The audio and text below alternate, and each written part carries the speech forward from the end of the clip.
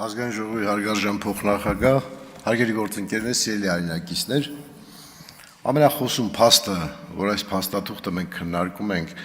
եւ բացակայում է ընդդիմությունը, սա հենց ապացուցում է այն իրականության մասին, որ մենք ճիշտ ուղու վրա ենք։ Այլապես ընդդիմություն, որը ձգտում է իշխանության, բայց չի մասնակցում եւ չի ապացուցում, չի հիմնավորում իր ճշմարտացիությունը, ապացուցում է այդ գաղափարի դատարկությունը։ Այլևս դատարկ է դա լիճը, որովհետև չկա այն համարժեք փաստարկը, որ ներկայացնում է իշխանությունը։ Ինչ ենք մենք ասում։ Մենք ասում ենք օգոստոսի 8-ին Վաշինգտոնյան համաձայնագրում մենք մեր երազանքի, մեր տեսիլքի, հայրենիքի խաղաղությունն ենք կերտում։ Ընդդիմությունը փորձում է սերմանել ժողովրդի մեջ, որ դա կեղծ է եւ ոչ մի խաղաղություն չի լինելու։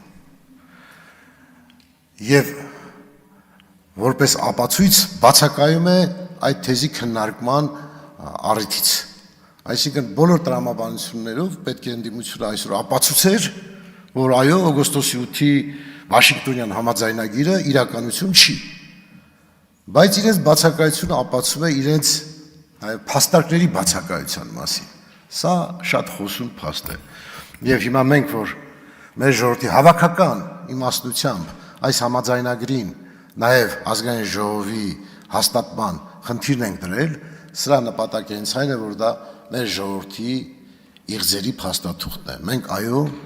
ցանկանում ենք եւ ամեն ինչ անում ենք, որպեսզի Հայաստան պետությունը այլևս ապրի հավերժ խաղաղության մեջ։ Արդյոք սա հեշտ խնդիր է, իհարկե բարդագույն, դժվարագույն խնդիր է